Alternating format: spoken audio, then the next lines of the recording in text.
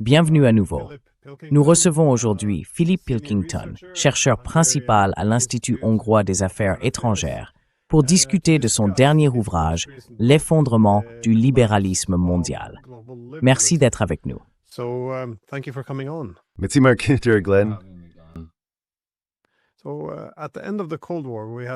À la fin de la guerre froide, tout le monde connaît la contribution de Francis Fukuyama. Dans son article de 1989, il affirmait que nous avions atteint la fin de l'histoire. Avec la guerre froide terminée, la démocratie libérale, combinée au capitalisme de libre marché, n'avait plus de rivaux idéologiques viables. Pour cette raison, elle représentait la forme finale du gouvernement humain. Toute la compétition entre les différents types de gouvernements était désormais terminée, et l'histoire, comprise comme la lutte entre systèmes politiques concurrents, avait effectivement pris fin. C'était une note optimiste d'universalisme.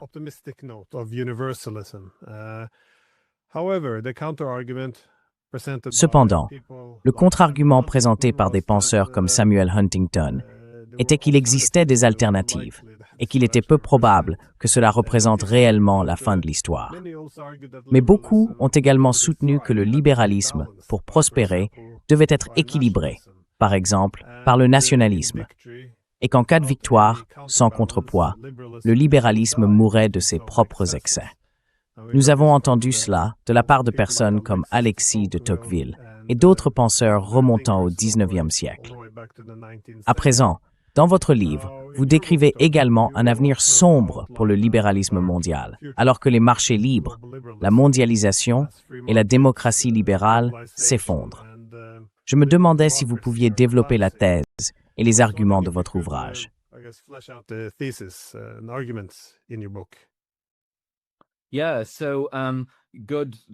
Oui, donc bon début sur Fukuyama. Je pense vraiment que Fukuyama mérite un second examen, en fait. J'ai récemment rédigé un essai avec mon co-auteur David Dusenberry, intitulé « L'ère de la recivilisation dans les affaires américaines », où nous dialoguons assez largement avec Fukuyama. Je crois que Fukuyama est parfois jugé un peu injustement. Il a une vision assez intéressante et je pense qu'il est beaucoup plus honnête à propos du libéralisme. Donc, très rapidement, au XXe siècle, et surtout après 1945, le libéralisme a été associé dans les universités à l'idée de liberté négative d'Isaiah Berlin, où, en gros, l'État retire sa main et vous laisse faire ce que vous voulez. Et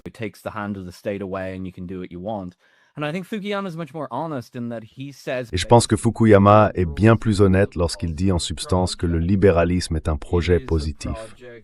C'est un projet qui doit être diffusé. Et c'est ainsi que Hegel le voyait à travers Napoléon et que Kojève le voyait aussi.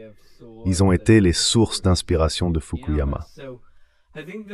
Donc je pense que la première chose à dire, c'est que je suis d'accord avec Fukuyama et que je ne suis pas d'accord avec Isaiah Berlin, en ce sens que le libéralisme est un projet positif. Et nous avons vu le début d'une tentative de diffusion du libéralisme positif lors du bombardement de la Serbie. Nous l'avons revu en 2003 pendant la guerre d'Irak, de manière très très explicite.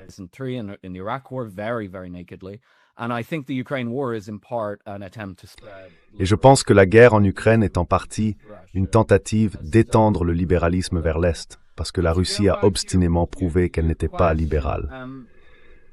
Mais pour revenir à votre question, je pense qu'il faut en quelque sorte revenir au commencement. Qu'est-ce que le libéralisme? Selon moi, il apparaît il y a environ un demi-millénaire. Et il y a deux éléments. Un événement clé et un livre clé. L'événement clé, c'est la guerre civile anglaise, ce qui est un abus de langage. La guerre civile anglaise n'était pas une guerre civile, c'était une révolution républicaine menée par Cromwell contre le monarque. Charles y a perdu la tête. Quand un roi perd la tête, il ne s'agit pas d'une guerre civile.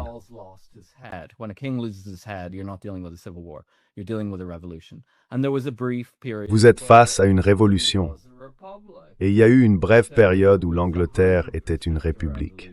C'était donc bel et bien une révolution à 100%. La seule raison pour laquelle on l'appelle une guerre civile, c'est que les Anglais, jusqu'à récemment, puisque le pays est en quelque sorte en train de s'effondrer, ont toujours été obsédés par la continuité constitutionnelle.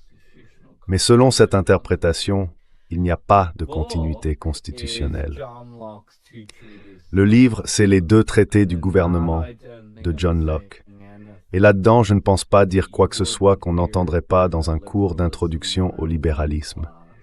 John Locke a en réalité écrit ce livre pendant la Restauration, après la chute de la République anglaise.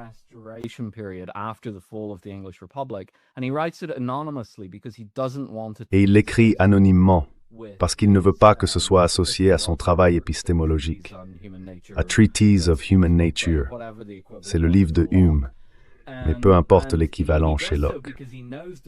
Et il le fait parce qu'il sait que les autorités le verront comme un texte cromwellien, ou comme un retour à ce que j'appelle la Révolution anglaise. C'est donc essentiellement de là que vient le libéralisme. Et selon ma lecture, il a eu un impact énorme sur les classes politiques et intellectuelles. De la guerre civile anglaise à la Révolution française, la Révolution américaine et la gouvernance britannique du XIXe siècle, en particulier à travers le système impérial britannique.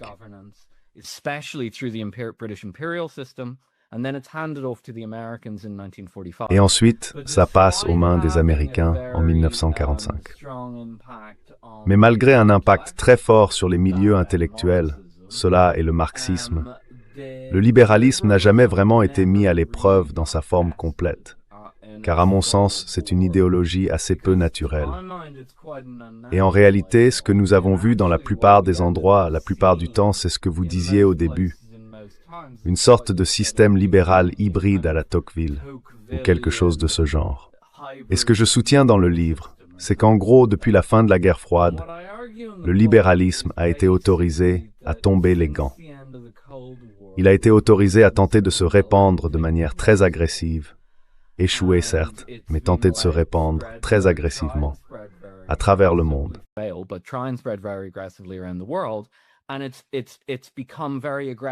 Et cela est devenu très agressif au sein même des sociétés.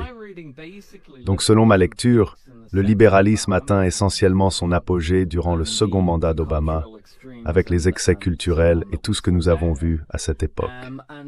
La guerre en Ukraine en est probablement la pierre tombale. Je pense que la guerre en Ukraine, rétrospectivement, sera perçue comme la surextension d'une idéologie moribonde.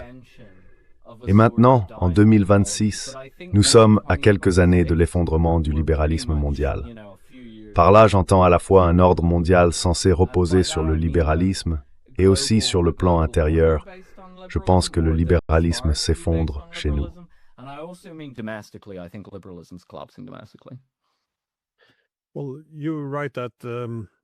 Eh bien, vous avez raison de dire que, dans l'ère post-guerre froide, nous avions cette conviction que les marchés libres et la démocratie libérale se renforçaient naturellement l'un l'autre.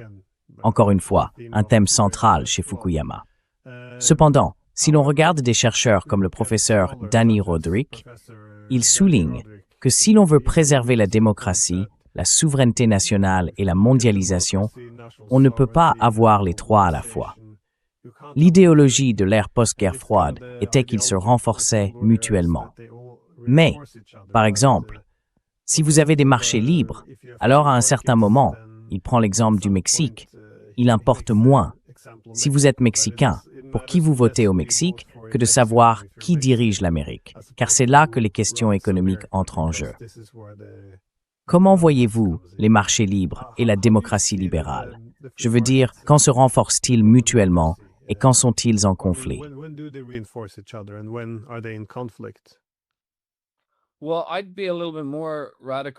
Eh bien, je serais un peu plus radical à ce sujet. Tout d'abord, le terme démocratie libérale est, à mon sens, une fusion étrange. Il apparaît dans l'ère post-1945.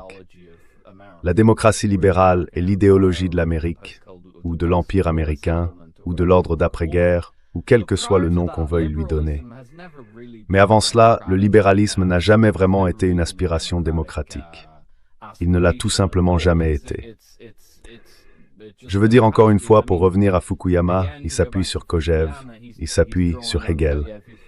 Et Hegel pense que la fin de l'histoire commence en réalité avec la marche de Napoléon à travers l'Europe, car Napoléon va instaurer ses régimes libéraux, ou du moins semi-libéraux, fondée sur le code napoléonien, et ainsi de suite.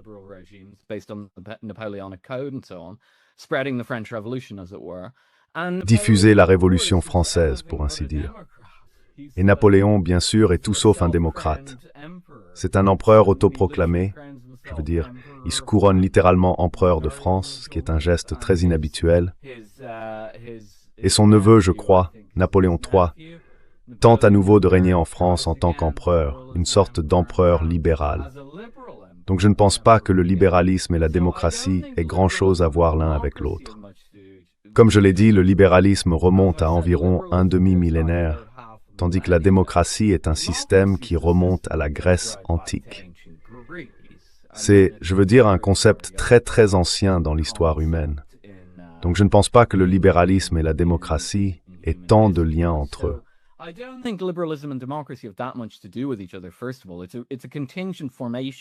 Tout d'abord, il s'agit d'une formation contingente après 1945, car la forme de démocratie que les États-Unis ont choisi d'adopter était une démocratie libérale. Et ensuite, par-dessus cela, bien sûr, comme vous le dites, il faut y superposer les idées du libre marché ou du marché libre mondialisé. Encore une fois, je pense qu'on peut avoir une sorte de libéralisme à valeur modérée ou quelque chose de ce genre avec un libre marché.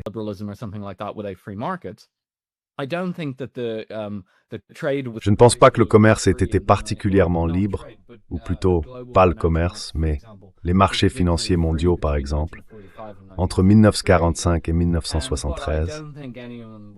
Mais je ne pense pas que quiconque soutiendrait que c'était un moment libéral, ou le début du moment libéral en un sens, après 1945.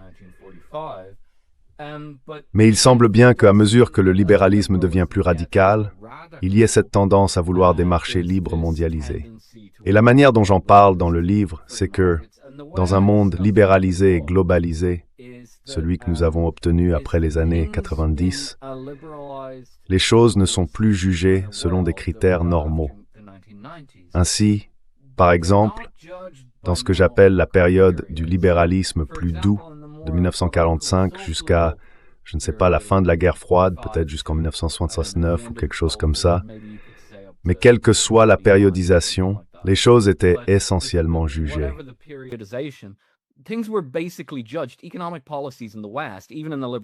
Les politiques économiques en Occident, même dans l'Occident libéral, étaient jugées en fonction des résultats qu'elles produisaient. Entraînaient-elles une forte inflation, une faible inflation, un chômage élevé ou un faible chômage? Elles avaient généralement tendance à être relativement centrées sur les personnes. On n'était pas aussi obsédé par des indicateurs comme le PIB dans les années 1960, par exemple. L'accent était beaucoup plus mis sur l'emploi et la croissance des salaires, et on prenait en compte une variété d'indicateurs. Dans les pays scandinaves, bien sûr, c'était encore plus vrai. Ce qui s'est essentiellement passé dans les années 1990, selon moi, c'est qu'en entrant dans ce que j'appelle l'hyperlibéralisme, les gens ont commencé à juger les résultats non plus en fonction de leur utilité pour les populations, mais selon que le marché se mondialisait se rapprochait ou non d'un modèle économique théorique.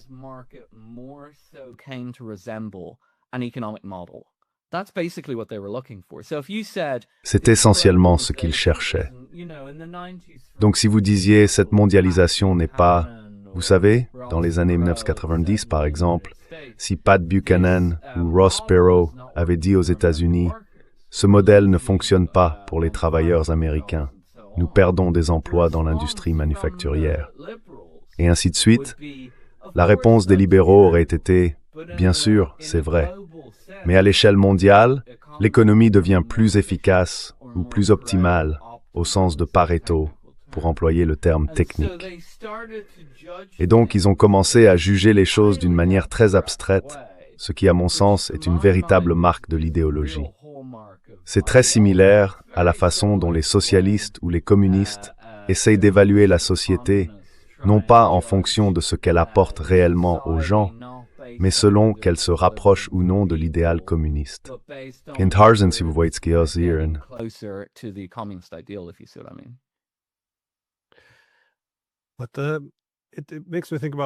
Cela me fait penser au travail de personnes comme Karl Polanyi, qui critique les excès des marchés libres sans contrainte comme quelque chose d'artificiel, car la société elle-même devient essentiellement un appendice du marché. Où que le marché aille, la société doit s'adapter. Et je comprends pourquoi cela a été poussé à l'extrême après les années 1980, au début des années 1990, car on a vu de nombreux accords commerciaux organisés autour de l'idée d'une nouvelle division internationale du travail.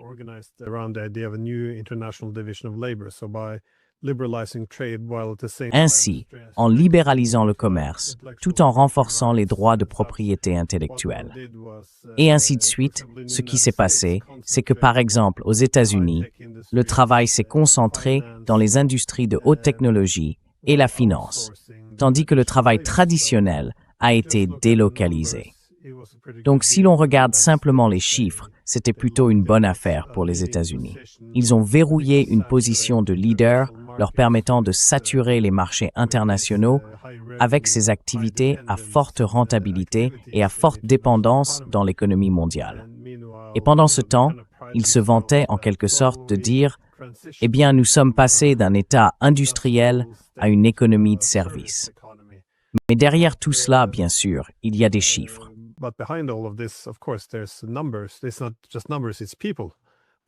Ce ne sont pas seulement des chiffres, ce sont des personnes. Ce qui signifie que tu sais, tandis que la côte ouest et la côte est prospéraient, comme tu l'as mentionné plus tôt, toute la classe ouvrière a été purgée. Ils sont passés d'un travail à revenus élevés et hautement qualifié à un travail peu qualifié et faiblement rémunéré. Ainsi, tu as créé une énorme fracture au sein de la nation, où l'économie ne fonctionnait plus aussi bien pour tout le monde, créant des gagnants et des perdants. Mais on observe un problème similaire à l'échelle mondiale pourtant. Je veux dire pourquoi. L'hypothèse, je suppose, était qu'il y aurait simplement une période d'ajustement. Mais est-ce pour cela qu'à un moment donné, tout s'est heurté à un mur?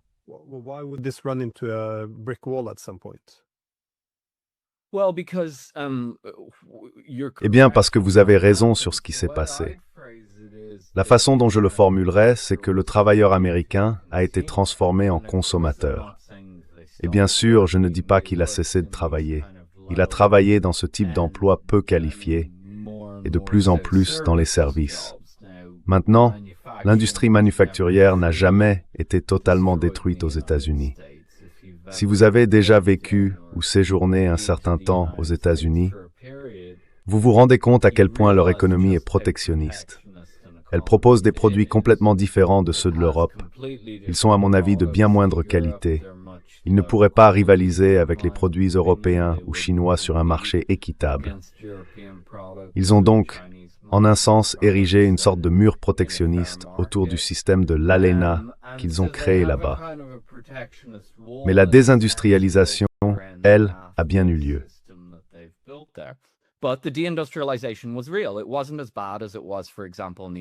Ce n'était pas aussi grave que par exemple au Royaume-Uni, mais c'était bien réel.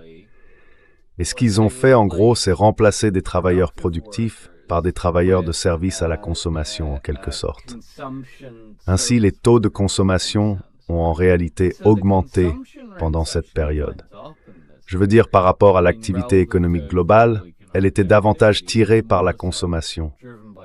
Alors comment fait-on cela? Comment peut-on consommer autant sans produire suffisamment? Eh bien sûr, on creuse des déficits commerciaux, n'est-ce pas? On importe plus qu'on exporte. Maintenant, comment crée-t-on des déficits commerciaux? Eh bien, la seule façon d'en avoir, c'est de convaincre quelqu'un d'autre de détenir vos actifs dans votre monnaie. Donc, dans le cas des États-Unis, il faut que quelqu'un accepte de détenir des dollars ou des actifs libellés en dollars.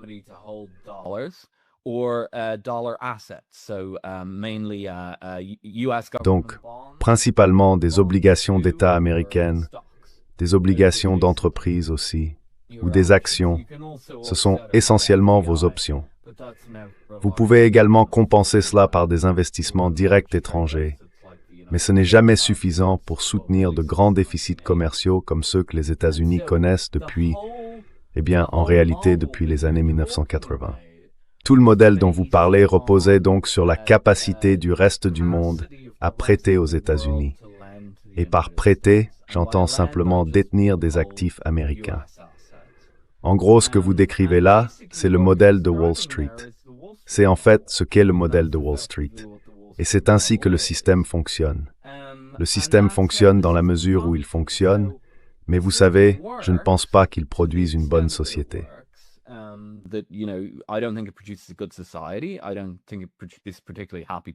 Je ne pense pas que cela produise des gens particulièrement heureux. Je pense que cela engendre beaucoup d'inégalités de revenus et de nombreux problèmes. Cela crée aussi nécessairement des bulles financières, car l'économie devient de plus en plus financiarisée. Mais cela continue de fonctionner tant que les étrangers acceptent de détenir des dollars ou des actifs libellés en dollars. Le problème aujourd'hui, c'est que depuis la saisie des avoirs de réserve en 2022, les réserves russes, les gens s'éloignent du dollar. Les étrangers se détournent du dollar. Cela a commencé en 2022, discrètement, très discrètement. Et tout le monde observait la Russie pour voir si cela fonctionnerait. Et cela a fonctionné. Donc discrètement, ils s'éloignent des dollars. Mais le mouvement s'est vraiment accéléré à l'approche de la journée de la libération, Nice Mulberry.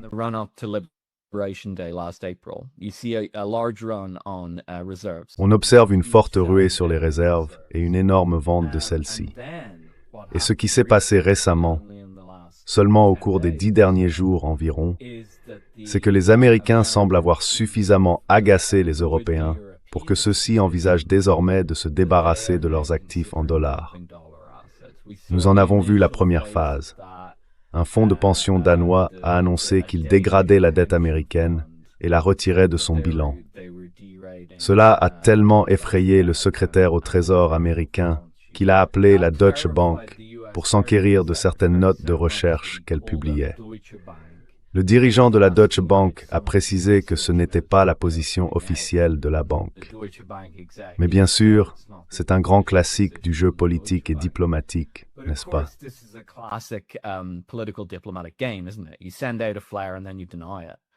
Vous envoyez un signal, puis vous le niez. Donc maintenant, tout le monde sait, enfin je pense que tous ceux qui ont besoin de le savoir le savent, qu'il va y avoir une dissolution progressive des avoirs en actifs libellés en dollars à partir de maintenant, probablement aussi de la part de l'Europe. Et cela signifie que les États-Unis devront revenir à ce que les économistes appellent leur niveau de vie d'équilibre. En gros, à la mesure de ce qu'ils produisent réellement. Et je pense qu'ils vont connaître une baisse substantielle du niveau de vie.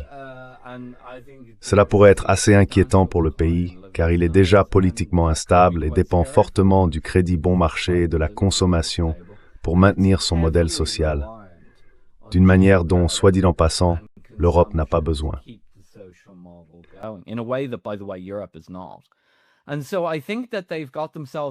Et donc je pense qu'ils se sont mis dans une sacrée panade. Ce qu'ils faisaient avec l'économie que vous venez de décrire, c'était faire tourner une économie fondée sur le crédit. Et on ne peut pas faire tourner une économie de crédit indéfiniment. Je trouve d'ailleurs incroyable qu'ils se soient convaincus qu'ils pouvaient maintenir une économie de crédit jusqu'à la fin des temps. C'était une pure illusion. Mais maintenant, les conséquences commencent à se faire sentir, je pense. Et d'ici la fin de 2026, nous aurons vu le système hégémonique du dollar américain passer un très mauvais moment. Je suis d'ailleurs un peu inquiet de ce qui va se passer aux États-Unis.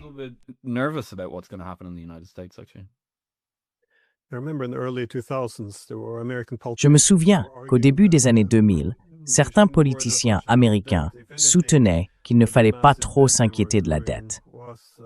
En réalité, l'énorme dette qu'ils accumulaient était perçue comme un signe de la puissance de l'Amérique. Cela montrait que le reste du monde était prêt à leur prêter de l'argent, car ils faisaient confiance à la solvabilité et à la force durable des États-Unis. C'était donc une manière assez perverse de considérer leur économie à l'époque. Mais vous venez d'évoquer la financiarisation de l'Occident, ainsi que la désindustrialisation. Ce qui est intéressant cependant, c'est que de nombreux libéraux du marché au XIXe siècle défendaient en réalité des politiques économiques visant à limiter la recherche de rente, car une fois que l'on alimente ces oligarchies, elles ne réagissent plus très bien aux mécanismes du marché. Elles extraient la richesse du processus de production et récompensent essentiellement des personnes qui n'y ont pas contribué, non seulement au sein de leur propre population, mais aussi à l'échelle mondiale.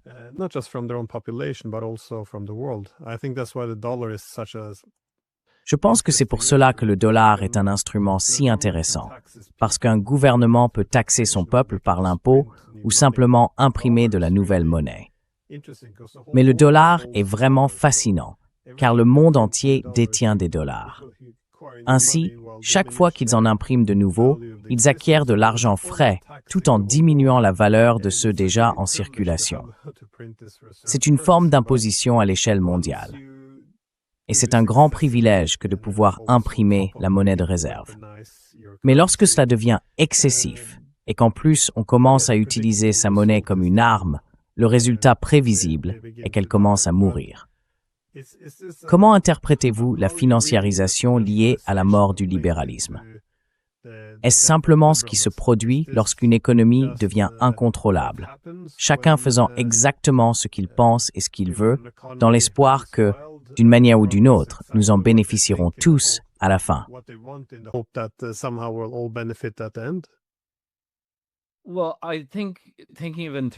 Eh bien, je pense qu'il est juste de l'envisager en termes de recherche de rente extractive. Et vous avez tout à fait raison.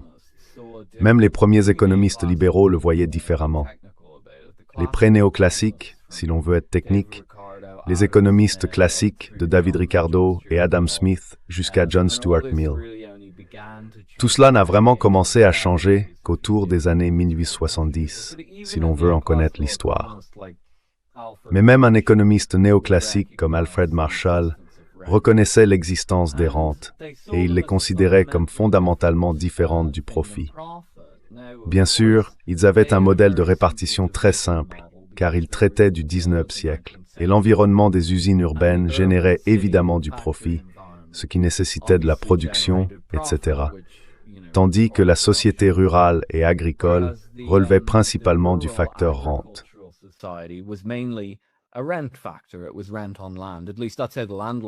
C'était la rente foncière. Du moins, c'est ainsi que les propriétaires tiraient leurs revenus. Les agriculteurs devaient produire des biens, mais la productivité, eh bien, vous savez, la productivité était intéressante en un sens, mais elle était assez distincte du montant du loyer qu'ils payaient.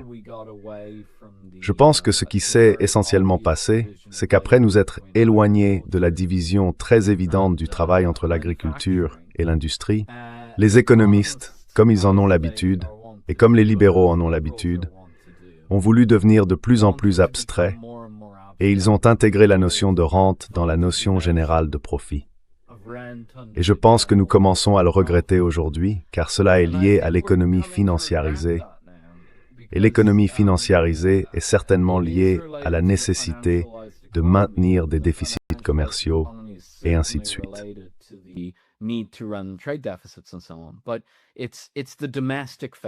Mais c'est la dimension intérieure de tout cela.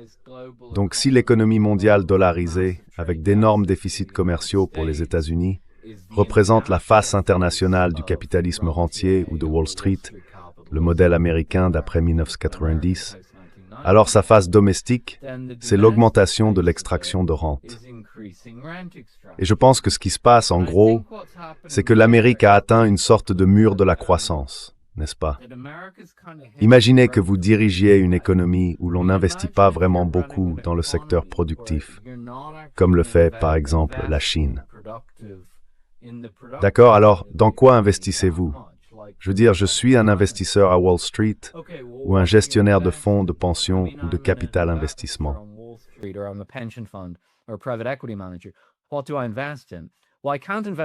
Dans quoi est-ce que j'investis? Eh bien, je ne peux pas investir dans une autre usine parce que, vous savez, nous avons structuré l'économie mondiale de telle manière que ce n'est pas rentable de le faire ici. Je ne pourrais pas rivaliser avec une usine chinoise ou mexicaine. Alors, dans quoi est-ce que j'investis? En général, on a tendance à investir dans les services, n'est-ce pas? Et c'est ce qu'ils ont fait pendant très longtemps. Mais je pars du principe qu'à un certain moment, la demande de services finit par être saturée.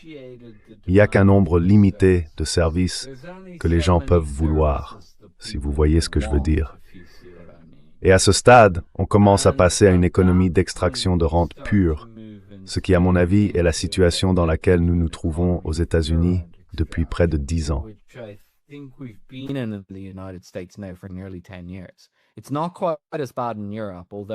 Ce n'est pas tout à fait aussi grave en Europe, même si certains aspects commencent à s'y introduire. Et je pense que nous devrions y prêter beaucoup plus d'attention. Alors, à quoi ça ressemble-t-il? Eh bien, ça peut prendre plusieurs formes. L'une d'elles consiste essentiellement à dépouiller les entreprises de leurs actifs. C'est ce que fait le capital investissement dans de nombreux cas. On entre, on rachète des entreprises relativement fonctionnelles, un peu ennuyeuses. On engage un fort effet de levier sur le bilan, puis on dépouille ces entreprises de leurs actifs. En somme, on détruit les entreprises pour en tirer des profits à court terme.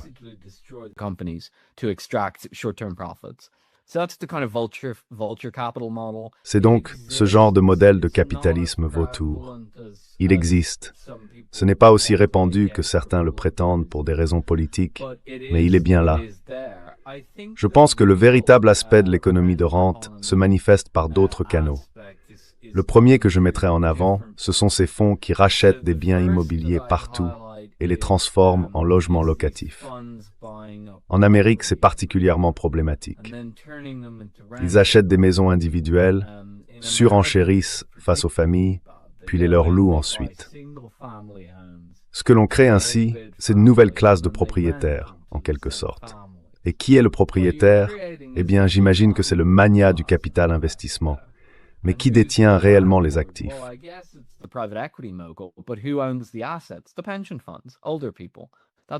Les fonds de pension, les personnes âgées, ce sont elles qui détiennent les actifs, les riches et les fonds de pension, les personnes âgées et les riches. Et cela est malheureusement lié à notre société vieillissante. L'autre aspect de l'expansion de l'économie rentière concerne, je pense, ce qu'on appelait autrefois le vice.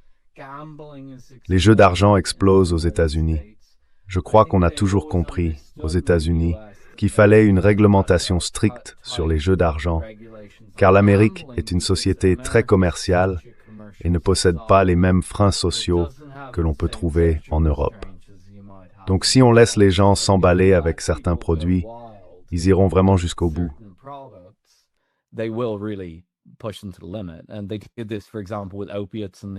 Et ils ont fait cela, par exemple, avec les opiacés aux États-Unis. Ils ont essayé de commercialiser les opiacés pendant un certain temps et ont détruit une grande partie du tissu social de cette manière. Et maintenant, ils le font à travers les jeux d'argent, principalement par la ludification et d'autres procédés similaires. Je pense que c'est fondamentalement une tentative de trouver des leviers de consommation ou des moyens d'extraire de l'argent des gens qu'on ne pourrait pas utiliser autrement. Et bien sûr, c'est une sagesse ancienne remontant à Aristote, que la meilleure façon de voler un homme est de faire appel à ses vices. Mais cela touche à tout. Certaines applications plus étranges, les applications pornographiques et autres, se répandent simplement à travers les moindres recoins du système.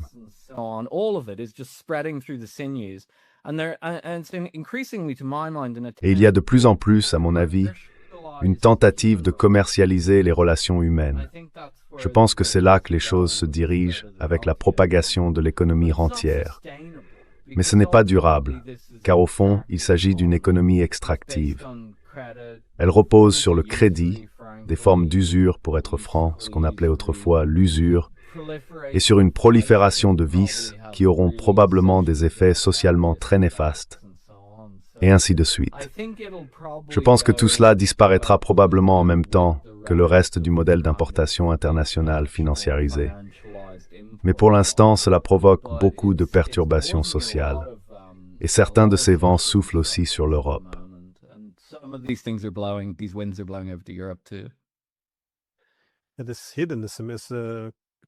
Cet hédonisme est toutefois un aspect intéressant du libéralisme, car si l'on regarde à travers l'histoire, dans la plupart des religions et des sociétés, on observe souvent des codes moraux fondés sur l'idée qu'il faut faire preuve d'une certaine maîtrise de soi.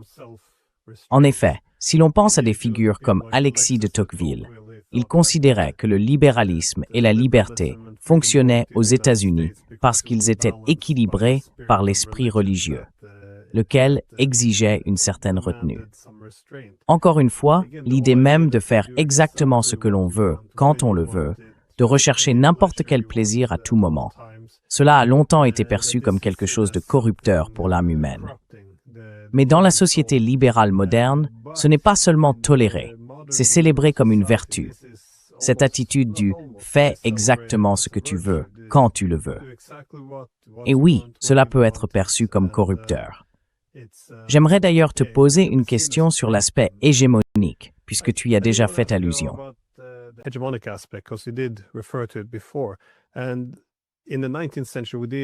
Et au XIXe siècle, nous avions, les Britanniques. Lorsqu'ils parlaient de leur empire, c'est à ce moment-là que l'on a vu que les libéraux étaient quelque peu divisés. Certains libéraux pensaient que l'empire contredisait leurs principes de libéralisme. En d'autres termes, empire libéral est devenu un oxymore, car le libéralisme impliquait que les pays devaient disposer de leur propre autodétermination, se gouverner eux-mêmes. D'un autre côté, un autre groupe de libéraux affirmait que non, le libéralisme se diffusait par les Britanniques et qu'un empire libéral était donc nécessaire pour propager le libéralisme.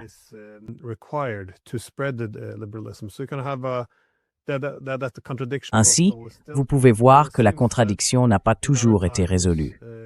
Il semble que de nos jours, nous ayons la même chose, mais au lieu d'impérialisme libéral, nous l'appelons hégémonie libérale.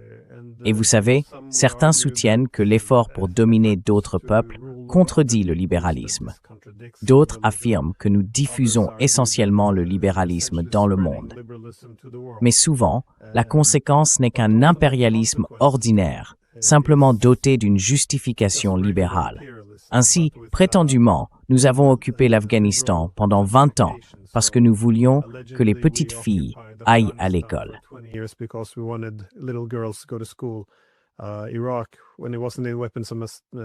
En Irak, lorsque la question ne portait plus sur les armes de destruction massive, l'idée de repli était que nous étions là pour promouvoir la démocratie. En Libye, il s'agissait aussi des droits de l'homme, même si cela a conduit à l'apparition de marchés d'esclaves. En Syrie, encore une fois, il était question des droits de l'homme, même si nous avons dû nous allier à un chef de l'État islamique. Et bien sûr, en Ukraine, tout tourne autour de la liberté, de la démocratie et de la souveraineté, prétendument la motivation derrière l'OTAN. On a vu des efforts similaires, des façons semblables de légitimer ce qui a été fait au Venezuela. Mais comment voyez-vous le contexte plus large? S'agit-il de l'universalisme inhérent au libéralisme, qui rejette la souveraineté des États, ou bien qu'y a-t-il dans le libéralisme qui semble aller de pair avec l'empire?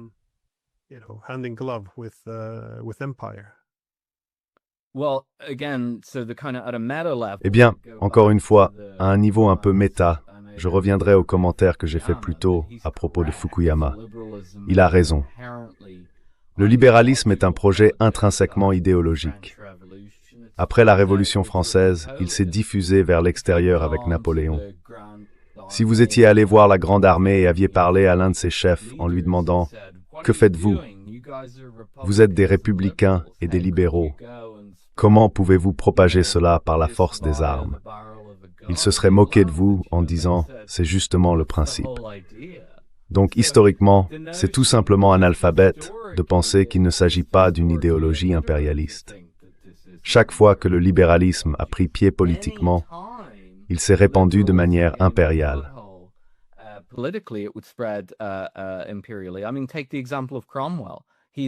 Je veux dire, prenons l'exemple de Cromwell. Il marche sur l'Irlande pour tenter d'éliminer l'élément catholique qui s'y trouve, juste après avoir établi une république en Grande-Bretagne. Mais l'autre aspect de la question, c'est ce que vous décrivez, et je pense, pour avoir regardé votre émission plusieurs fois, que j'apprécie, Vos auditeurs savent bien que les États-Unis ont utilisé ce genre de remède de façade pour justifier leur domination hégémonique, notamment en France. Depuis les années 1990, en réalité, je pense depuis le bombardement de Belgrade, cela a été le moment charnière. Je pense d'ailleurs que la première guerre du Golfe pourrait être considérée comme une intervention de realpolitik, qui était en quelque sorte honnête d'une certaine manière.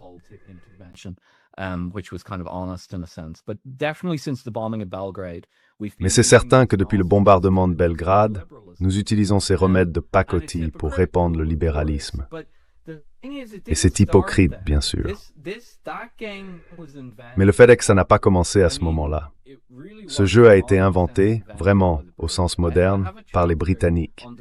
J'ai un chapitre sur la diplomatie dans le livre qui en parle.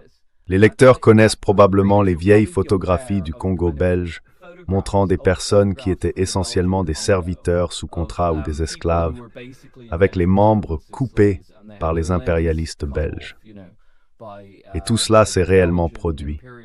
Ce que je vais dire maintenant n'a pas pour but de justifier l'intervention belge ou l'impérialisme belge au Congo, mais en réalité, ces photographies n'étaient pas neutres.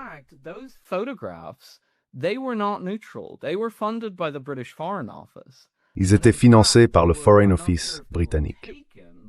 En fait, je ne suis pas sûr qu'ils aient été pris par eux, mais ils ont certainement été diffusés en Grande-Bretagne par Roger Casement, qui travaillait pour le Foreign Office, ou le Bureau impérial. Casement, bien sûr, est devenu un révolutionnaire irlandais et a été exécuté pour sa tentative d'apporter des armes allemandes à la confrérie républicaine irlandaise. Comme je le dis dans le livre, cela s'est produit parce que Casement croyait trop aux principes libéraux et il est devenu anti-impérialiste. C'est donc une dialectique très intéressante que l'on retrouve sans cesse dans le libéralisme. Mais le fait est que même ces photos dont nous avons tous vaguement connaissance, celle du Congo belge, c'était une opération du Foreign Office, et l'objectif était d'écarter les Belges du projet impérial.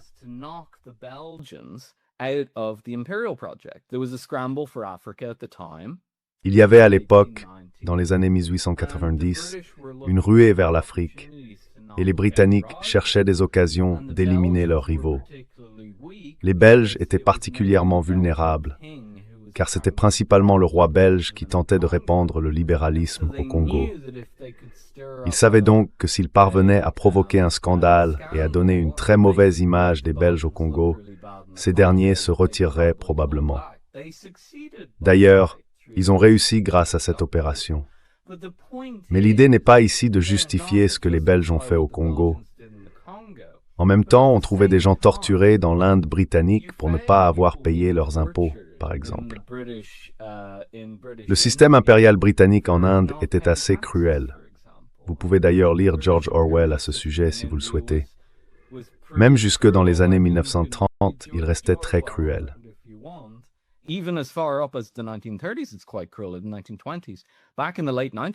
Dans les années 1920, ou plutôt à la fin du 19e siècle, c'était encore plus brutal.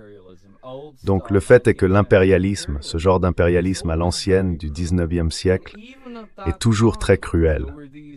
Et même à cette époque, il y avait déjà ces tentatives de justifier l'hégémonie libérale et l'Empire en s'appuyant sur une sorte de pornographie des atrocités, si l'on peut dire. C'est donc pas du tout un phénomène nouveau. Et encore une fois, je pense que cela révèle quelque chose de très profond au cœur du libéralisme. C'est une idéologie expansionniste, et c'est une idéologie qui se justifie elle-même. Elle ne dit pas seulement que nous devons nous étendre, mais aussi qu'une fois l'expansion accomplie, les choses s'amélioreront. Or, les faits empiriques montrent que les choses ne s'améliorent souvent pas, mais il s'agit d'un projet idéologique. À mon sens, les données empiriques comptent donc moins que la justification idéologique.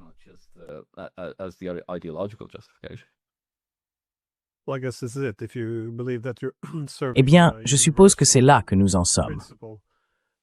Si vous croyez que vous servez un principe universel qui devrait aller au-delà, voire violer la souveraineté.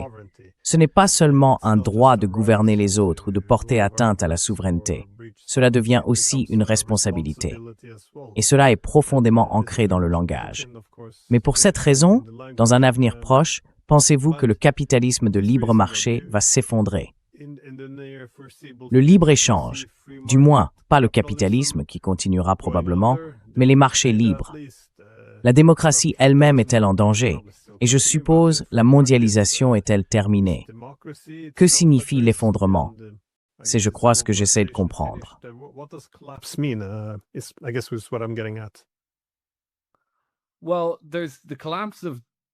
Eh bien, il y a l'effondrement du mondialisme libéral, en un sens, qui, je pense, se produit de manière assez définitive.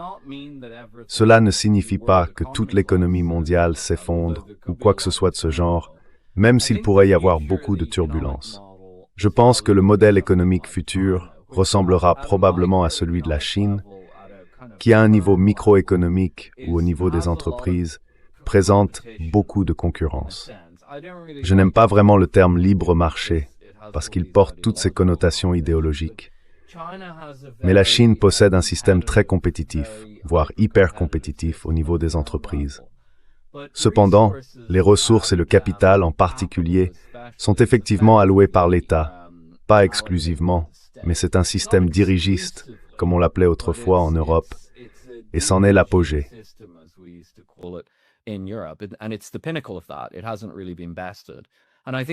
Ça n'a pas vraiment été surpassé et je pense que c'est probablement l'avenir du capitalisme, des économies fonctionnelles. Il y a actuellement un grand débat en Russie qui n'est pas vraiment bien compris en Occident. Je ne pense pas que les Russes le formulent en ces termes, mais au fond, la question qu'ils se posent est de savoir s'ils doivent se rapprocher davantage du système chinois ou maintenir le type de système centré sur la banque centrale propre à l'Occident. Ce débat est en cours en Russie, même s'ils ne le décrivent pas ainsi. Ensuite, il y a la question de ce qu'il advient de l'Occident libéral, n'est-ce pas? Et c'est là que je pense qu'il n'y a vraiment que deux voies possibles. Soit l'Occident libéral s'effondre réellement. Et par effondrement, je veux dire un effondrement total.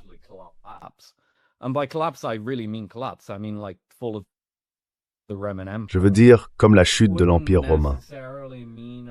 Cela ne signifierait pas nécessairement un retour au conflit ou à la guerre ou quoi que ce soit de ce genre, mais plutôt un recul progressif de la civilisation. On peut imaginer que même à l'époque où l'Empire romain existait encore nominalement, dans les premiers siècles après Jacinthe, on pouvait se rendre dans certaines provinces de l'Ancien Empire, parler à quelqu'un, et cette personne vous montrait un vieil aqueduc délabré. Et elle ne savait même pas à quoi il servait. Elle ne savait pas comment l'utiliser. Elle n'en savait rien. Il y avait simplement un aqueduc là, qui avait été utilisé autrefois, et dont on avait oublié l'usage. Un véritable processus de décivilisation, comme Glenn Diesen et moi l'avons appelé dans notre essai. Et je pense que c'est un risque sérieux en Occident.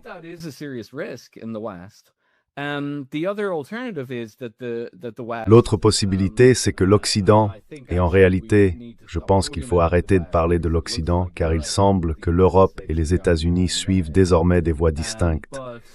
Mais donc l'Europe et les États-Unis, ou l'un des deux, empruntent une forme de trajectoire post-libérale. Et encore une fois, ce n'est pas vraiment développé dans le livre.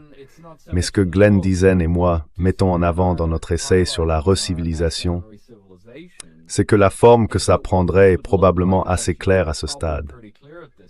Les puissances mondiales émergentes reviennent à leurs racines civilisationnelles. C'est vraiment évident. Dans le cas de la Russie, c'est manifeste. On voit des photos de prêtres orthodoxes bénissant des missiles Sarmat. Je ne dis pas qu'il y a eu une immense vague de renouveau du christianisme orthodoxe en Russie. C'est en réalité assez mitigé, même si cela est devenu plus populaire parmi les élites.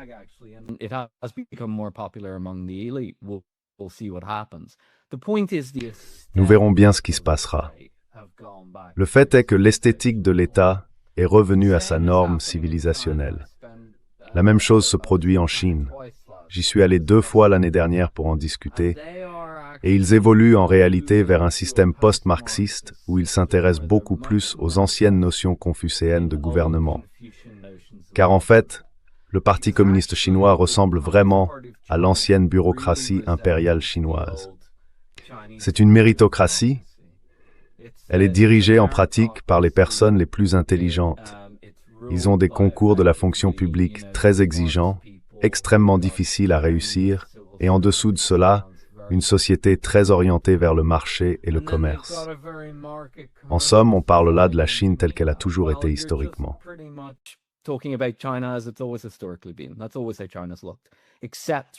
C'est ainsi que la Chine s'est toujours présentée, à l'exception de la période très sombre qu'elle a traversée pendant le siècle d'humiliation, principalement due à l'impérialisme britannique dans la région. L'Inde, bien sûr, revient à un nationalisme hindou, ce qui encore une fois correspondrait à une forme d'État civilisationnellement normal.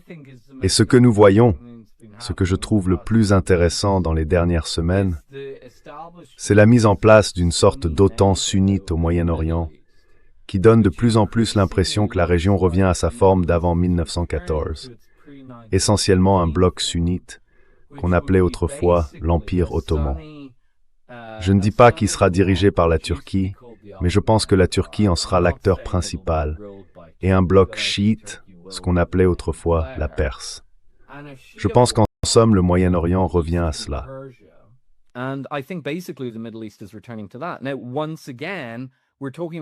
Maintenant, encore une fois, nous parlons ici de système civilisationnel. Le sunnisme, principalement une forme d'islam turcique, avec des variantes en Arabie Saoudite, au Pakistan et ainsi de suite, et le chiisme dans l'ancienne Perse.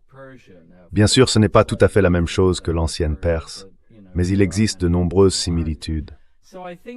À mon avis, si l'Occident, ou si nous voulons cesser d'utiliser le terme Occident, peut-être le ferons-nous, mais si la vieille Europe et la nouvelle Europe, c'est-à-dire l'Amérique, le Canada et ainsi de suite, ainsi que l'Amérique latine, veulent s'en sortir dans le monde post-libéral, je pense qu'elles devront probablement revenir à leurs racines civilisationnelles. C'est mon impression. Maintenant, la question est, le feront-elles ou continueront-elles à s'effondrer dans ces sociétés hautement dysfonctionnelles que nous commençons à voir émerger aujourd'hui?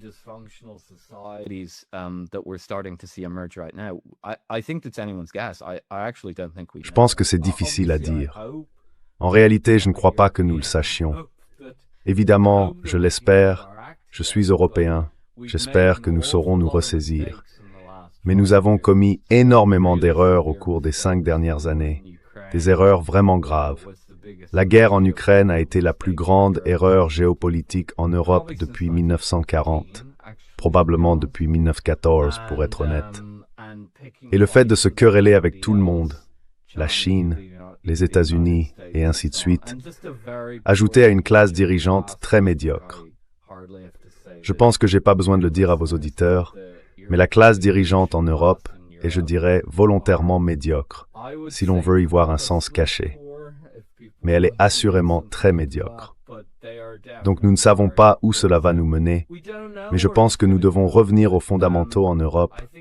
Pour être honnête,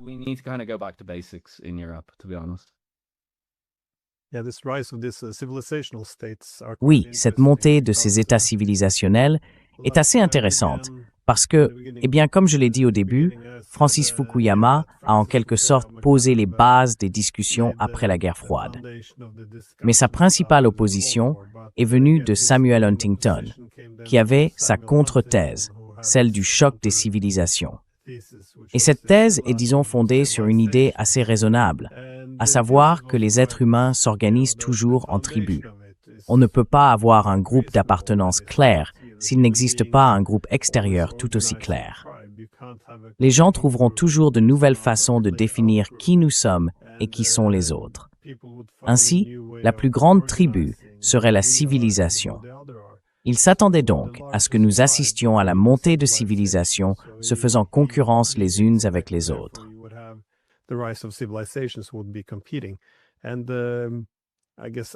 Et je suppose qu'après ces 30 années, on voit de nombreux pays, pour diverses raisons, emprunter cette voie. Je pense que les Russes étaient presque destinés à s'éloigner de ce projet libéral, car tout l'avenir de la Russie reposait sur la possibilité d'être cet éternel élève de l'Occident libéral, qui, soit dit en passant, ne serait jamais diplômé, en tant qu'égal souverain. Cela n'a donc jamais été séduisant.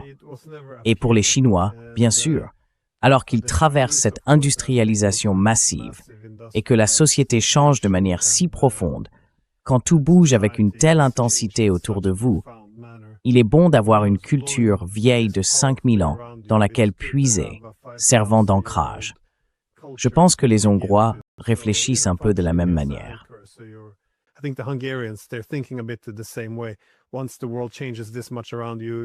Une fois que le monde change autant autour de vous, il faut plonger de profondes racines dans sa propre tradition. Je pense que c'est assez sage. Peut-être est-ce simplement mon penchant conservateur, mais il est intéressant de constater que c'est la direction que prennent les pays, s'identifier et s'organiser selon les civilisations. Juste une dernière question. Que voyez-vous venir après cela? Parce que si le libéralisme mondial est mort et que chaque jour semble apporter davantage de preuves à l'appui de cette thèse, qu'est-ce qui le remplacerait réellement? À quoi ressemblerait le système post-libéral? Le système multipolaire sera-t-il capable de le remplacer? Car d'ordinaire, au XIXe et XXe siècle, nous avons vu que le système économique libéral n'a vraiment émergé que sous l'hégémon britannique, puis sous l'hégémon américain. Alors, que voyez-vous suivre ce déclin?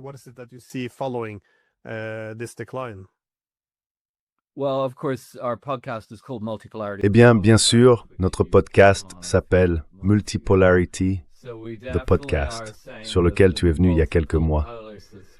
Nous affirmons donc clairement que le système multipolaire va émerger. Nous sommes aussi ravis d'en avoir la marque déposée, maintenant que tout le monde a rattrapé son retard. Bien sûr, tu en étais déjà conscient, ainsi que quelques autres personnes sur YouTube, mais il nous a fallu beaucoup de temps pour faire passer ce message. Je suis sûr que tu vois ce que je veux dire. Et le monde multipolaire est déjà là. C'est un peu comme l'effondrement du libéralisme. C'est déjà arrivé. Tout le monde avançait en somnambule, sauf quelques commentateurs assez indépendants ou ouverts d'esprit pour comprendre ce qui se passait.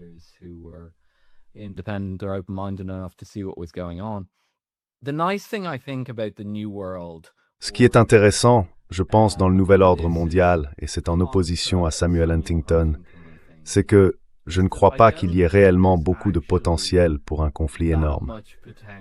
Ou plutôt, je devrais le formuler autrement, c'est binaire. Soit nous n'aurons pas beaucoup de conflits, soit nous mourrons tous dans une guerre nucléaire, n'est-ce pas? Donc c'est vraiment l'un ou l'autre. Il n'y a pas de juste milieu. Le problème, c'est que lorsque Samuel Huntington parle du choc des civilisations et ainsi de suite, il tire essentiellement son modèle probablement du 19e siècle ou quelque chose comme ça.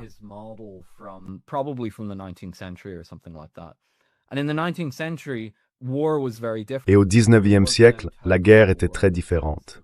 Il n'y avait pas de guerre totale, en un sens. La chose la plus proche d'une guerre totale que nous ayons connue fut la guerre de sécession.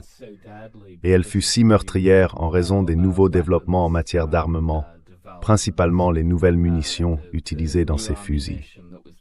Nous sommes donc aujourd'hui dans une situation où les systèmes d'armes se sont développés au point que nous ne pouvons plus vraiment mener de guerre à grande échelle. Nous pouvons avoir des escarmouches frontalières, mais la plus grande guerre que nous puissions réellement avoir est celle qui se déroule en Ukraine. Et je ne veux pas minimiser cela.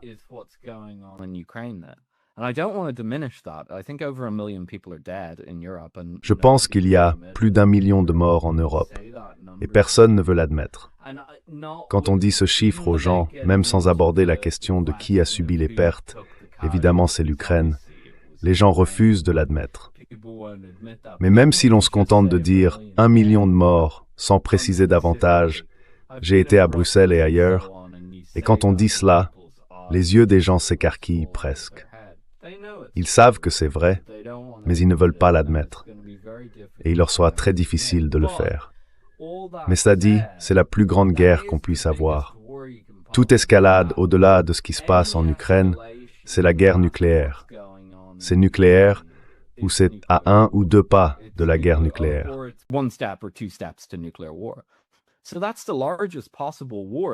C'est donc la plus grande guerre possible que nous puissions avoir. Je m'attends à de nombreux accrochages et à des guerres mineures à mesure que nous entrons dans la période multipolaire, mais je pense qu'elles resteront assez limitées. Encore une fois, je reviens au Moyen-Orient, non pas à la géographie en tant que telle, mais à l'environnement géopolitique de la région. Les structures d'alliance, entre autres, ont changé de manière spectaculaire au cours des 6 derniers mois, et on en entend à peine parler. Les guerres qui s'y sont déroulées, avec les Émirats arabes unis et le Somaliland au Yémen et quelques combats en Syrie, n'ont en réalité pas été très intenses, surtout selon les critères du Moyen-Orient de la fin de la période libérale.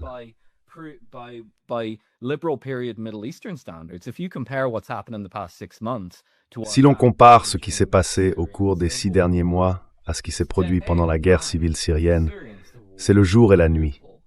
La guerre civile syrienne a été brutale. Ce qui se passe en ce moment a en réalité été assez rapide. Je ne dirais pas sans effusion de sang, mais cela a été bien moins sanglant que la plupart des conflits au Moyen-Orient. Donc je pense que si nous parvenons à éviter qu'un véritable fou ait le doigt sur le bouton nucléaire, ou que des gens vraiment dangereux aux États-Unis, alors que le pays décline en importance mondiale, ne décident de provoquer, disons, la Chine à propos de Taïwan, et qu'on se retrouve avec un porte-avions coulé, les obligeant à décider s'ils appuient ou non sur le bouton nucléaire, alors nous pourrions éviter le pire.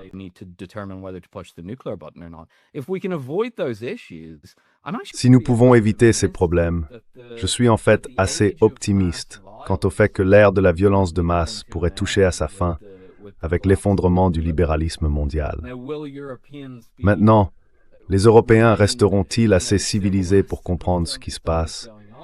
Ou allons-nous en quelque sorte revenir à une version appareil électronique de l'analphabétisme et du port de fourrure? Je ne sais pas. Mais je pense vraiment que le développement des technologies d'armement modernes, les armes nucléaires en particulier, mais aussi ces nouveaux systèmes de missiles, les progrès de la défense aérienne comme ceux que nous venons de voir déployés en Iran, et la croissance des capacités de guerre électronique qui peuvent prévenir les troubles civils, tout cela indique vraiment beaucoup moins de morts, ce qui est plutôt agréable, je trouve.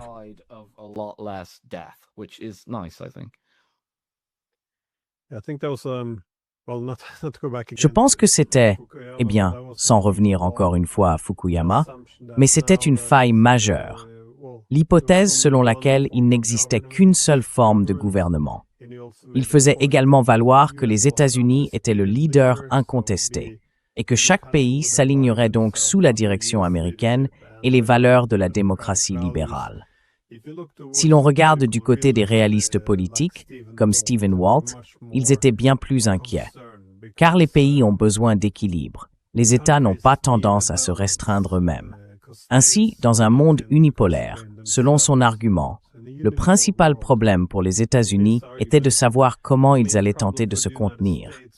Je crois qu'il comparait cela à un gorille de 225 kilos qui n'avait pas besoin de se fixer de limites.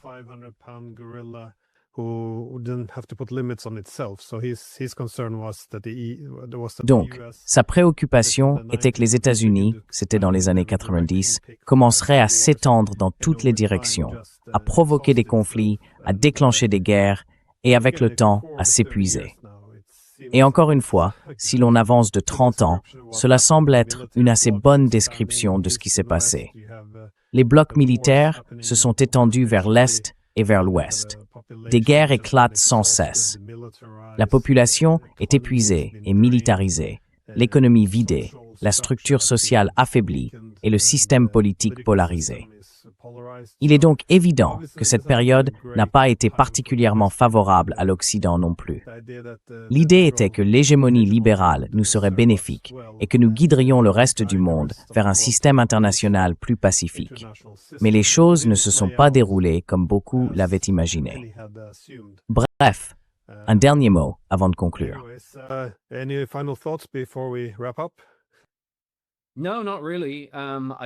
Non, pas vraiment. Je pense que nous avons un peu fait le tour du sujet. J'encourage les gens à lire le livre. Il ne s'agit pas seulement du paysage géopolitique, même si c'est un aspect important.